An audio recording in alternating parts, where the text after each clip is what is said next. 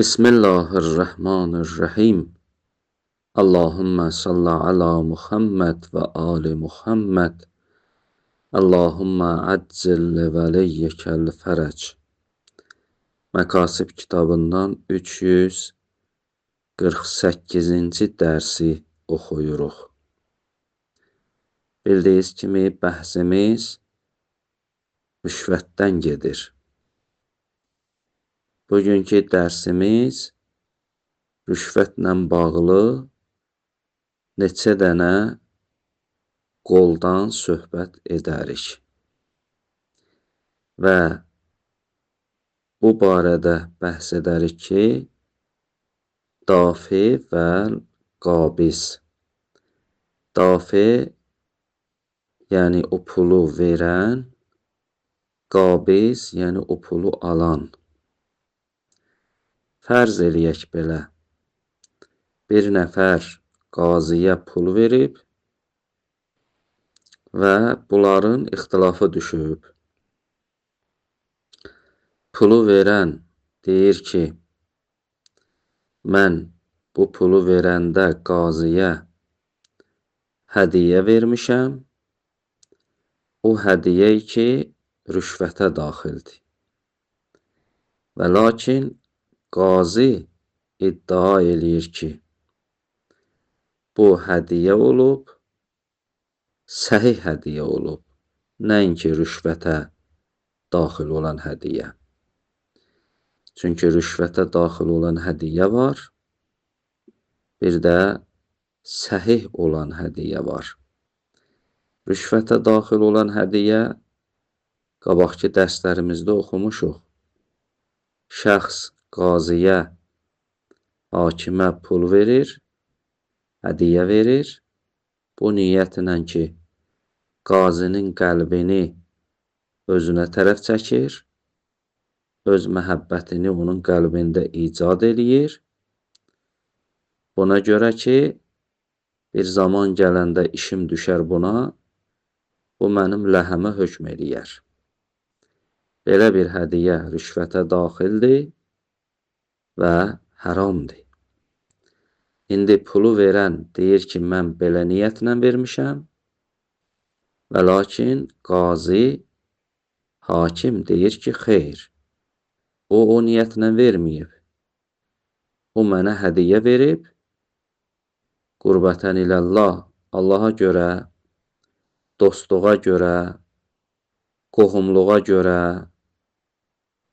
başqa ünvanla veribdir, o niyyətlə verməyibdir. İndi bunların ixtilafları düşübdir. Burada kimin sözü qabağadır? Və bəhsin də nəticəsi var. Nəticə də nədir?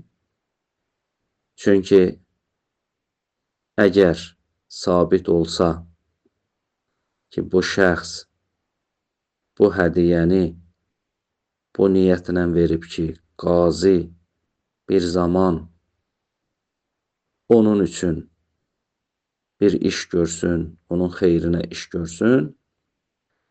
Əgər bu hədiyyə tələf olubsa, qazi zamindir. Qazi gərək bu pulu ödəsin. Yox, əgər belə olmasa, onda qazi zamin deyil.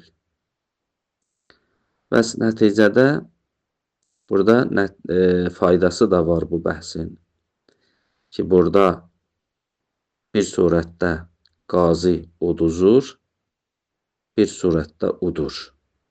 Ona görə də bu ixtilaf mümkündür aralarında. Ona görə də mərhum Şeyx Murtəza Ənsari bu bəhsi burada gətiribdir.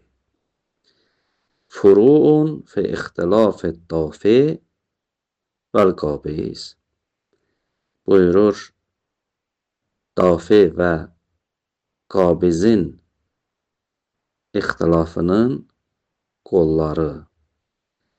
Məlum oldu, dafi, yəni pulu verən, qabiz, yəni pulu alan. Bunların arasındakı ixtilaf olub, Bu ixtilafın qollarını neçə yolu var, onu mərhum şeyx bəyan edir. Birinci qol. Lov iddəət dafi ənəha hədiyyətun mulhaqətun bir rişvə fil fəsad vəl hurmə. Birinci qol budur. Dafi, yəni pulu verən, hədiyyəni verən belə iddia eləyir. İddia ənəha hədiyyətun, deyir, mən verdiyim hədiyyədir. Mulhaqətun bir rişvə fil fəsad vəl hurmə. Daxildir rüşvətə, fəsad və haramlıq cəhətdən. Nəyə görə deyir ki, daxildir? Yəni, pulu verən deyir, mən belə niyyət eləmişdim ki, bunu qaziyə, hakimə verim və qazi, hakim mənim ha vaxtsa işimi mənim ləhmə həll eləsin. Deyir, mən belə bir hədiyyə vermişəm. Və bu da daxildir rüşvətə, bu fasiddir və haramdır. Dafinin iddiası budur. Vəddəəl qabiz ənəha səhihətun. Amma qazi ki, bu pulu alıb bu şəxsdən, o iddia edir ki, xeyr, bu hədiyyə fasid deyil, rüşvətə daxil deyil. Düzdür, mənə hədiyyə veribdir. Və lakin li-dail qurbə. Qurbətən iləllah veribdir. Yəni, nəinki bu niyyətlə veribdir ki, mən onun ləhənə hökm edeyim. Bəlkə o bir hədiyyə verib Allah yolunda. Av qeyruha, ya başqa ünvandan, qeyruhanın zəmri qurbətə gedir. Yəni, başqa ünvanla bu hədiyyəni mənə verib. Məsələn, başqa ünvan nədir? Mənlə dostluq eləmək istəyib, bunu veribdir. Ya qohumumdur, mənə veribdir. Yəni, belə bir niyyətlə bu mənə hədiyyə veribdir. Bunların da ixtilafı indi baş verib. Dediyim kimi, əgər birinci dafinin sözü düz olsa, gərək qazi, o hədiyyə əgər tələf olubsa, gərək qazi onu təzədən qaytarsın. Burada qazi xərzə düşəcək. Yox, qazinin dediyi olsa, onda daha xərzə düşməz. İxtilaf buna görədir. Dafi istəyir ki, təzədən pulunu qaytarsın, qazi də istəyir ki, xərzə düşməsin. Ona görə ixtilaf eləyirlər. O belə deyir, bu da belə deyir. Burada indi kimin sözü qabağa düşər? Yəni, şəriətimiz hüququ kimə verir? Mərhum şeyx buyurur, Uhdum ilə təqdimul əvvəl. Ehtimal var ki, birincinin sözünü qabağa salaq. Birincini kimdir? Dafi, pulu verən. Onun sözünü qabağa salaq, deyərik, o düz deyir. Bu hədiyyə tələf olubsa, ay qazi, bunun pulunu, bunun hədiyyəsini sən yenidən düzəlt ver. Uhdum ilə təqdimul əvvəl, ehtimal olunur ki, birincinin sözü qabağa düşür. Niyə? Lənnət dafi ərəf bin niyyəti. Çünki burada dafi, o pulu verən öz niyyətinə daha yaxşı bilir. Bir dəfə budur ki, mən bir iş görürəm, özüm bilirəm, öz niyyətimi necə eləmişəm. Sən mənim niyyətimi hardan bilirsən? Sən mənim niyyətimi bilsən də, mən səndən daha yaxşı bilirəm. İndi burada da dafi, pulu verən deyir ki, mən bu niyyətlə vermişəm. O isə deyir ki, yox, sən bu niyyətlə verməmişsən.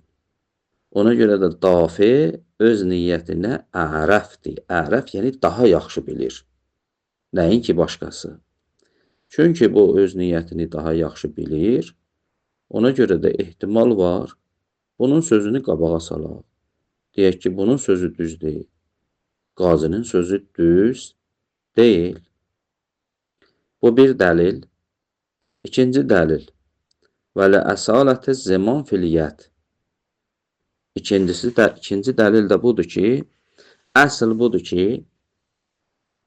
budur ki, bu qazi bu pula, bu hədiyyəyə zamindir. Niyə? Çünki bu hədiyyə qazinin əlində olubdur. Həm dafenin dediyinə görə, həm qazinin dediyinə görə, hər ikisinin dediyinə görə bu hədiyyə bu şəxsin əlində olubdur. İndi bu şəxsin əlində olduğu üçün qaydəmiz var. Bir dənə qaydəmiz var. Ələl yədi ma uxizət hətta tuaddi. Bir nəfərin əlində ki, başqasının malı oldu, bu şəxs ona zamindir. Bir surətdə zamin deyil. Hansı surətdə? Məsələn, bir şəxs əmanət kimi verə malın sənə, ya məccani şəkildə verə. Belə bir yollarla olsa, onda o mal tələf olsa, o şəxs zamin deyil o mala. Amma bizə hardan məlum? Bu şəxs buna məccani veribdir, bu dafi mərcani veribdir və yaxud əmanət veribdir. Bu hardan məlum? Məlum deyil. Şək eləyirik, bu vəclərin biri ilə verib ya yox. Əsl cari eləyirik ki, əsl budur ki, bu vəclərin biri ilə verməyibdir. Bəs vaxtdır ki, belə oldu, hər ikinin rəyinə görə bu hədiyyə bu qazinin əlində olub. Və bugün də bu tələf olubdur. İndi bu yəd bunun əlində olmaqlıq dəlalət edir ki, bu buna zamindir. Bu bunu ödəməlidir. Bu da ikinci dəlil. Ona görə buyurur, ehtimal var. Birincinin sözü qabağa düşdün. Birinci dəlil budur ki, dafi öz niyyətinə daha ərəfdir. İkinci dəlil budur, lə-əsalətə zaman filiyyət. Əsl budur ki, bu mal bunun əlində olub və bu da buna zamindir. İzə kana dava ba'dət tələf. Və bunu qeyd edir mərhum şeyx. Bu da o surətdədir ki, bunların ixtilafı bu hədiyyə tələf olandan sonra olsun. Əgər tələf olmayıbsa, onda bütün təqdirlərdə hədiyyə götürürlər, qaytarırlar. Da ixtilaf da aradan gedəcək. Məsələ bundadır ki, tələf ola, ondan sonra bunların ixtilafı düşər. Və belə olduğu təqdirdə burada əgər qazinin sözü qabağa düşsə, qazi xərcə düşmür. Yox, dafinin sözü qabağa düşsə, onda qazi xərcə düşür. Bəs məsələmiz də bədə tələfdir. Qəblət tələf olsa da ixtilaf olmaz. Elə ki, bu söz deyildi, qazi qaytaracaq bunu, bunun malını verəcək ona, məsələ bitəcək. Amma bədə tələf, indi burada bu ixtilaf yarana, burada dafinin sözünü götürsək bir fayda var, qazinin sözünü götürsək bir fayda var. Dafinin sözünü götürsək dafiyə faydası var, qazinin sözünü götürsək qaziyə faydası var. Bu hədiyyənin bərpa eləmək lazımdır.